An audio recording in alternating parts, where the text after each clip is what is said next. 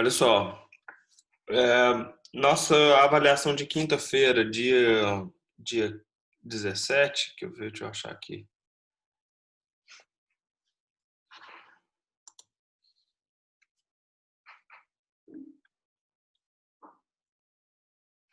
Para nossa próxima avaliação, o capítulo que vai ser cobrado.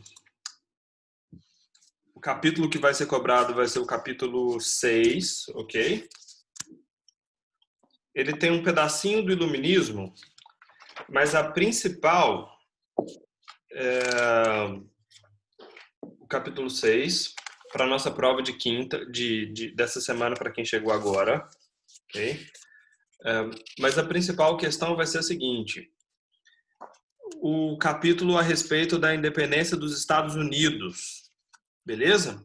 Então, foquem os estudos nessa parte. O que isso significa? Entender as diferenças do tipo de colonização entre o norte e o sul, entender como é que as ideias iluministas fizeram parte do pensamento dos Estados Unidos, o que foi as causas da luta pela independência desse país contra a Inglaterra, ou seja, foquem nessa parte, beleza? Que é o que a gente chama de Revolução Americana. Então, tudo que envolva os Estados Unidos ali vai ser importante para a gente, para vocês realizarem a prova, ok? Para ficar mais fácil para vocês, eu estou fazendo a prova só de questão de marcar. Então, depois, na hora de vocês mandarem a foto, ela fica mais tranquila. Não são muitas questões para vocês terem mais tempo, já que vocês vão ter live no mesmo dia e tudo mais. Mas isso significa que cada questão vale mais pontos. Então, se errar uma de bobeira, já perde bastante. Então, façam a prova com atenção, beleza? Tranquilos? Fechamos essa parte? Ótimo. Por favor, abram para mim na página 136 para a gente discutir um pouquinho sobre o tema da nossa aula de hoje, que é as questões do Napoleão Bonaparte, certo? E eu vou precisar que vocês tenham em mãos aí, por gentileza, a canetinha de marcar, certo? E já passo a tarefa. Repetindo, para quem não ouviu bem, página 136, certo? Para a gente começar. Hoje nossas aulas elas começam um pouco mais curtas, eu acho que vocês já viram lá no grupo que elas têm duração de 30 minutos só, então a gente não pode perder tempo. Bora que a gente vai finalizar esse capítulo e daqui a pouco a gente volta com um capítulo novo, beleza? No próximo, na nossa aula seguinte.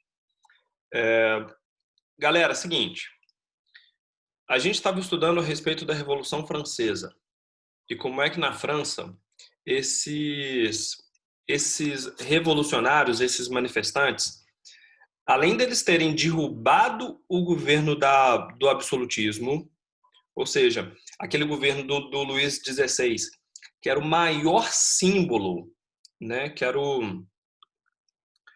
era aí o principal exemplo de todos os reis da Europa, como é que uma monarquia se comporta, como é que ela tem que tratar cheio de privilégio os nobres, o alto clero, enfim. Quando a Revolução Francesa ela acontece, ela vai questionar essas práticas, né? Ela vai questionar essa situação de termos aí líderes que controlam todo o poder nas suas mãos, Quem certo? que derrubou o governo? Como é que é? Quem derrubou o governo mesmo? Eu não ouvi. Todo o povo, ô Stephanie. Ah, tá. Porque todo o povo da França ele se une contra esse absolutismo. Por quê? Porque todo o povo estava se sentindo excluído, estava se sentindo desprivilegiado. Todas as regras, todos os benefícios, todos os bônus iam para a nobreza e para o clero. Todo prejuízo, toda dívida, todo maltrato ficava para o povo. Então chega uma hora que esse povo ele observa que ele é maior, né, que ele tem uma quantidade a mais de pessoas, não respeitam mais as ordens do rei. Foi aquele episódio do Palácio de Versalhes, lembram? Que o rei faz aquela reunião para poder debater os impostos, e o povo se levanta, né? Se levanta no sentido de que não aceita mais o que foi estabelecido. E aí, pois bem, depois de uma grande briga, primeiro entre povo e monarquia, ou seja, povo e o rei, o povo vence. E aí entra o que a gente já estava estudando na semana passada, que é a situação das disputas internas. O que é isso? Dois grandes grupos surgem na França. O que nós chamamos de girondinos e o que a gente chama de jacobinos. Quem são essa galera? Fundamental vocês entenderem eles, certo? Esses dois grupos, os girondinos representam as pessoas mais ricas da França, porque todo mundo era povo. Vocês entenderam isso? Todo mundo fazia parte do terceiro estado. Desde o mega ultra empresário até o roceiro, né? Até o coletor de lixo. Pronto, todo mundo é terceiro estado. Na hora que o terceiro estado ganha, esses grupos do terceiro estado eles vão começar a brigar. Por quê? Porque o que o grande empresário quer, o grande industrial quer, as leis de um grande banqueiro não são as mesmas regras que um camponês quer, que um fazendeiro quer, que um pequeno comerciante quer. Então, esses dois grupos dentro do terceiro estado vão brigar, certo? E essa briga começa a ter consequências imensas. Por quê? Porque ela enfraquece o povo, enfraquece, já que o próprio povo está brigando, né? Ela tira aí o foco o foco dessa revolução, do sucesso dessa revolução. A disputa interna fica tão grande, um grupo começa a matar o outro, certo? Os jacobinos começam a matar os girondinos, depois os girondinos matam os jacobinos, todo mundo é acusado de traição. Vocês já ouviram falar na guilhotina? Já ouviram falar nessa máquina que foi inventada para poder... Conhece, Sabrina? Não. Eu conheço, hein? Ela é uma máquina que você coloca a pessoa deitada, ela tem uma lâmina super afiada, você solta a lâmina desce e arrancava a cabeça das pessoas. Então, é um monte de gente sendo executada todo dia, sendo morta todo dia, sendo acusado de traição. E a situação ela fica tão tensa que quem é que precisa tomar o poder para resolver as coisas? O Napoleão Bonaparte. Gravei para vocês um vídeo na semana passada, já que eu não consegui dar a live para a gente adiantar esse assunto.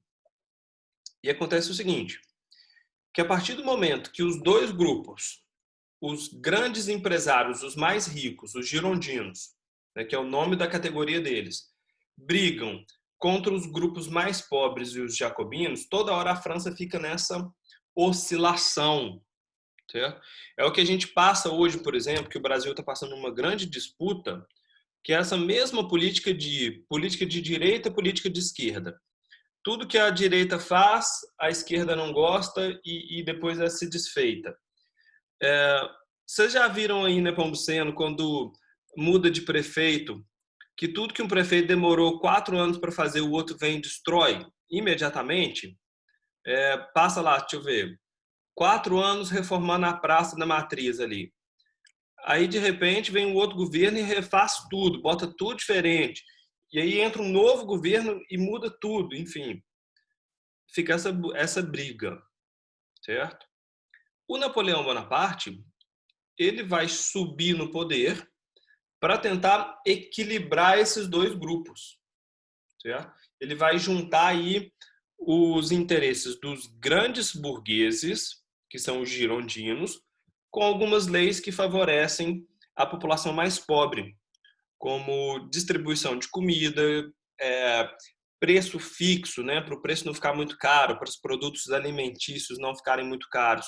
O Napoleão tabela, sacou? Então, tipo, ele cria como se fosse uma cesta básica, olha só. O preço de todos os produtos básicos vão ficar aí na mesma, equilibrado e tudo mais. E a partir do momento que o Napoleão equilibra essa briga dentro da França, né, cria uma regra que ela não é 100% girondina e ela não é 100% jacobina, ou seja, ele acha aí um diálogo, um meio termo, a França começa a voltar a avançar. E por que a França avança agora? Porque antes todo o dinheiro, todos os impostos, tudo que a França tinha de recurso, de riqueza, ia para o rei gastar. Agora, com o Napoleão, o que o Napoleão faz? Ele pega essa riqueza e devolve isso para o povo. Investimento, infraestrutura, melhor estrada, melhora porto, melhor exército, melhora a produção de energia, melhora o alimento. Quanto mais as pessoas ganham em qualidade de vida, mais as pessoas trabalham. E quanto mais as pessoas trabalham, mais o país ganha. Então, é um super avanço o que a gente chama de período napoleônico, certo? Só que para a nossa aula de hoje, entra o outro esquema, que é considerado as guerras napoleônicas, certo? Eu vou pedir para vocês grifarem logo nesse comecinho da página 136. Podem grifar o primeiro parágrafo, são 2 linhazinhas, certo? Para vocês entenderem o que são esses conflitos, o que são essas guerras. Vamos lá. Os reinos absolutistas tentaram frear o avanço napoleônico, pois temiam que o exemplo revolucionário da França influenciasse suas populações. Grifem isso para mim. Pula para o parágrafo seguinte, mas não precisa grifar. Os principais alvos de Napoleão eram a Áustria e a Prússia, que frequentemente ameaçavam a França. Grifem aí a partir dessa segunda linha, do segundo parágrafo para mim agora, por gentileza. Ó. À medida que expandia os seus domínios, o imperador o submetia ao Código Civil, que concedia igualdade jurídica, liberdade econômica e reforma agrária para as populações das regiões conquistadas. Continua grifando a próxima linha do terceiro parágrafo, até o ponto final. Por isso, em muitas regiões da Europa, as tropas napoleônicas foram recebidas como libertadoras. Escrevam do lado aí para mim, por gentileza, na frente do segundo parágrafo aí o que vocês grifaram, certo? Escrevam para mim, por favor. Napoleão. Opa, eu tô até escrevendo aqui no chat também, tá? Napoleão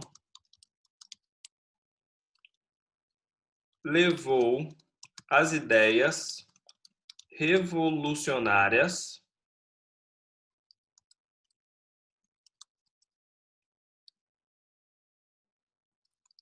para os outros países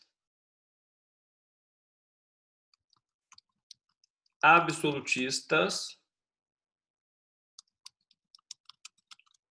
da Europa. Escrevam nessa parte que está em branco aí. E o que eu quero dizer com isso? O que foram essas guerras napoleônicas? Porque o Napoleão, ele se torna um imperador, certo? Ele se torna o governante da França, o líder da França. Mas não confundam o Napoleão com o rei. Por quê? Porque o rei usava o seu poder para beneficiar a si próprio. né? O rei usava o dinheiro, usava o recurso para poder auxiliar e para poder gastar com os privilégios da nobreza e do clero. O Napoleão ele se torna um único líder, né? Mas ele é um líder que fala o seguinte: olha, eu estou aqui porque o povo quer, certo? Eu não sou rei, eu sou diferente do rei. Eu atendo o povo. Acima de mim, olha para vocês verem, eu sou um líder, mas eu respeito o Código Civil. Vocês leram aí, pedi para vocês grifarem. O que é o Código Civil? São as regras que o Napoleão cria para a França. São as leis que vai valer para a França a partir de agora. Isso significa que a França, todo mundo é igual. E o que isso significa? Que não tem aquele esquema de uma lei que beneficia um grupo só, como era no absolutismo, né? O rei, ele manda e ele desmanda e a lei só é boa para ele. Não. Napoleão fala o seguinte, olha, existe uma regra.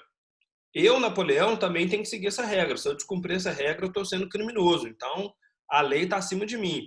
O rei podia fazer isso. Quem o rei apontasse o dedo e mandasse matar, já era. Sacou? Então, o Napoleão, ele inova. E o que o Napoleão vai fazer? Ele vai pegar essas ideias revolucionárias, né, de igualdade, de liberdade, as ideias do iluminismo, de justiça, e vai começar a levar para todos os outros países absolutistas. Porque o Napoleão odeia o absolutismo, saca? O Napoleão odeia os países que têm rei. E, na verdade, a Europa inteira. Menos a Inglaterra, que já passou por uma revolução dessa. Sacou? E aí o que o Napoleão começa a fazer? Ele começa a dar um ultimato, que é um aviso, falando o seguinte, olha, ou vocês reis fazem uma lei para vocês também seguirem a lei igual eu estou fazendo, ou então eu vou invadir todos os países. Óbvio que o rei não quer perder o seu poder, né? Acha que o Napoleão não vai durar nada, acha que não vai dar certo. O que o Napoleão faz? Ataca. Sacou? E o Napoleão, de repente, ele começa a conquistar a Europa inteira. Ele conquista a Prússia, ele conquista a Áustria, ele conquista os Países Baixos, ele conquista os reinos italianos. E à medida que ele vai tomando o país, ele vai libertando, porque ele fala o seguinte, olha, agora eu que mando aqui, certo? E se eu mando nesse país, esse país agora tem uma regra, que é o Código Civil. Todo mundo é igual, todo mundo é livre, o rei não interfere mais na economia, a nobreza não tem mais privilégio, certo? Eu estou inovando nessa regra nova. E aí, de repente, o povo de todos esses países vem o Napoleão como um salvador. Presta atenção nisso, porque isso aí vai ser a tarefa de vocês dessa aula, beleza? Ó, o povo dos outros países via o Napoleão como alguém que estava chegando para libertá-los, certo? Por quê? Porque está trazendo justiça, vai aplicar o dinheiro de forma correta, vai gastar o dinheiro com coisa importante para o povo, não vai ficar gastando dinheiro para fazer festa e banquete para o rei e para a nobreza, mas vai trazer segurança, vai trazer alimento, vai trazer saúde, beleza? Mas ao mesmo tempo, os reis e a nobreza viam Napoleão como um grande demônio. Por quê? Porque são eles que estão sendo atacados, certo? O rei da Áustria, o rei da Prússia, o rei de Portugal, o rei da Espanha, estão tudo com medo. Por quê? Porque o Napoleão fala para esses caras, fala assim, ó, ou você cria uma regra e vai seguir uma lei, ou então eu vou te atacar. Vou chegar e vou matar todo mundo, maluco. Todo mundo que é da nobreza, todo mundo que é do alto clero, todo mundo que é da monarquia, eu vou atacar. O povo, não, o povo eu não vou atacar, não. Certo? Por quê? Porque eu vou para salvar o povo. Então tem essa visão do Napoleão, que ele era odiado por um grupo, ele era odiado pelos absolutistas e ele era amado pelo povo. Certo? E à medida que ele vai avançando, que ele vai conquistando a Europa, que ele vai tomando esses territórios, a França vai ficando cada vez mais poderosa. A ponto, e aí que está o problema, a ponto da França querer disputar a grande economia com a Inglaterra, que já passou por uma revolução dessa, né? A Inglaterra tem o rei, mas não é o rei que manda mais. Vocês lembram lá da dinastia da Revolução Inglesa, né? Existe o parlamento que manda na Inglaterra e a França começa a disputar o poder de qual é a maior potência da Europa com os ingleses, certo? Ó, na parte debaixo do mapa aí, que eu já vou voltar nesse mapa para a gente fechar, beleza? Para a gente concluir. Embaixo dele, o bloqueio continental e o fim da era napoleônica. Comecem grifando para mim, por gentileza. As tropas napoleônicas agiam motivadas também pelos interesses expansionistas e econômicos. Continuam. O objetivo do imperador, o imperador é o Napoleão, tá? O objetivo do imperador era fazer com que a França tivesse condições de alcançar e ultrapassar a burguesia inglesa mais rica da época. Escrevam do lado aí, ó, bem nesse comecinho, rivalidade contra a Inglaterra. Só isso. Rivalidade com a Inglaterra. Não precisa mais grifar, mas continua que eu preciso dessa informação, ó. Ele desejava que a França tomasse a liderança comercial e industrial da Inglaterra, exportando produtos para outros lugares do continente. Por isso, em 1806, Napoleão proibiu de comprar produtos da Inglaterra e de vender para esses países que o produzissem. Olha qual que foi a estratégia do Napoleão, galera. Para ele conseguir se tornar superior à França e superior à Inglaterra, o Napoleão cria uma regra que ele chama de bloqueio continental. O que é isso? Como Napoleão ele tem o exército mais forte da Europa, ele pode atacar qualquer país na Europa. O problema é o seguinte, que a Inglaterra ela é uma ilha. Vocês estão vendo aí, ó, no mapinha, a Inglaterra é onde fica a Grã-Bretanha, tá vendo em cima aqui, ó? Para quem não achou, nessa parte de cima aqui dessas ilhas, estão vendo? Certo? A Inglaterra, ela tá de fora da Europa, ok? Ela não fica no continente. E aí, o que o Napoleão faz? Todas as vezes que ele vai tentar atacar a Inglaterra, ele precisa de barco, né, para chegar até lá. E a Inglaterra tem barcos muito fortes. A marinha da Inglaterra, os barcos de guerra da Inglaterra são poderosíssimos. E o Napoleão fica sendo derrotado. E depois de perder tanto tentando invadir a Inglaterra, o que o Napoleão faz? Ele pensa uma estratégia diferente. Já que eu não posso chegar na Inglaterra, eu não vou deixar a Inglaterra chegar no continente. Certo? Por quê? Porque ele estava tentando chegar na Inglaterra para atacar com o exército. Agora, ele cria uma estratégia que é chamada de bloqueio continental, que proíbe todos os países da Europa de trocarem produtos com a Inglaterra. O país que ainda comercializasse, que comprasse, que vendesse, que pegasse empréstimo, que tivesse boa relação com a Inglaterra, o Napoleão iria invadir com o seu exército. Ou seja, ele usa o seu exército, ele usa a sua força para atacar os países da Europa que não respeitassem o bloqueio. Estão vendo aí essa setinha aí que contorna a Europa no mapa? Ou seja, é como se ele fizesse uma barreira invisível, né? Se a Inglaterra ultrapassasse essa barreira e comercializasse com alguém, esse país seria atacado. Para quê? Para o Napoleão enfraquecer a Inglaterra, deixar a Inglaterra sem recurso e depois, quando a Inglaterra estivesse fraca, o Napoleão, né, já que estaria mais forte, tomaria tudo. Ô tio Pedro, Diga. mas a Inglaterra como uma potência, ela não é autossuficiente, não? Porque parece pequeno quando a gente olha em comparação, mas deve ter muita plantação, essas coisas lá e tal. Ô, Giovana, ela não é. O que é ser autossuficiente? É você não depender de mais ninguém, né? Na verdade, a Inglaterra ela é o oposto disso. Ela só é uma potência, ela só ganha dinheiro porque ela é o país que vende para o mundo inteiro, certo? Ela é o país que vende todos os produtos que a Europa precisa.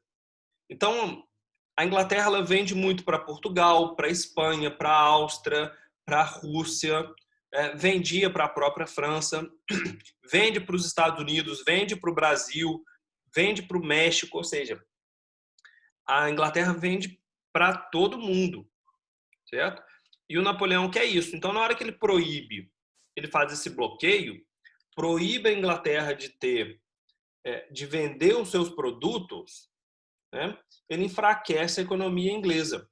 E a Inglaterra ela não tem gente dentro dela o suficiente para comprar o produto. Ela precisa exportar para ganhar dinheiro, ou seja, ela ganha dinheiro vendendo para o resto do mundo. Entendi.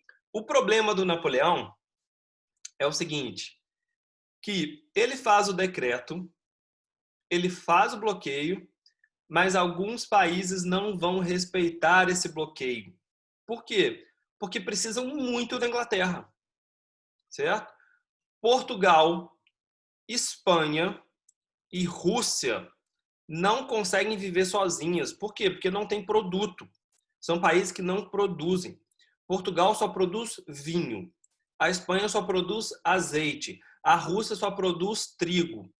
Tudo que vem de roupa, tudo que vem de ferramenta, tudo que vem de utensílio, tudo que vem de móvel vem da Inglaterra. Então, na hora que o Napoleão cria o bloqueio, esses países da Europa ficam prejudicados e não vão respeitar o bloqueio, certo? Vão continuar negociando com a Inglaterra. Vira a página para mim para a gente finalizar, porque na verdade nossa aula já terminou. Deixa eu só grifar essa última parte, ó. Página 137, por favor. Segundo parágrafo, ele já está até meio grifadinho aí, beleza? Continua para mim, ó. Em 1807, Portugal alinhou-se com a Inglaterra e rompeu o bloqueio continental. O exército francês invadiu Portugal, mas encontrou pela frente tropas sob o comando inglês. Continua grifando só a próxima linha do próximo parágrafo. Ó. Em seguida, foi a vez da Rússia romper o bloqueio continental. Sentindo-se ameaçadas por Napoleão, avaliou que se não enfrentasse os russos, outros estados também romperiam o bloqueio. Grifem até aí. Qual que é o detalhe para a gente finalizar? O Napoleão começa a ter um monte de países que, mesmo morrendo de medo do Napoleão, preferem continuar aliados na Inglaterra e furam o bloqueio. Portugal vai ser invadido e atacado pelo Napoleão. Mas aí tem um detalhe. Vocês sabem por que o rei de Portugal não foi morto pelo Napoleão? Fazem ideia? Ninguém? Tá. Uai, porque ele aceitou o acordo dele? Não. Sabe o que vai acontecer, Stefano? Olha só, na verdade, o rei de Portugal não vai aceitar o acordo do Napoleão. E o acordo fala o seguinte: ou você cancela a negociação com a Inglaterra, ou eu vou te invadir. Certo? O rei de Portugal fica próximo da Inglaterra, ou seja, ele não respeita o Napoleão. O Napoleão invade Portugal. E na hora que ele chega em Portugal, sabe quem que ele encontra lá? Ninguém da realeza. Sabe por quê? Porque a corte de Portugal, ou seja, o rei, a nobreza, o alto clero, todas as pessoas importantes de Portugal fugiram de Portugal com medo do Napoleão, O Brasil. certo? Eles vêm para o Brasil. E aí, guarda essa informação que a gente já discute ela daqui a algumas aulas, quando a gente vê o que acontece no Brasil quando o rei chega aqui. Beleza? Daqui a pouquinho a gente volta para a gente comentar a derrota do Napoleão e a gente passa para o Brasil. Beleza?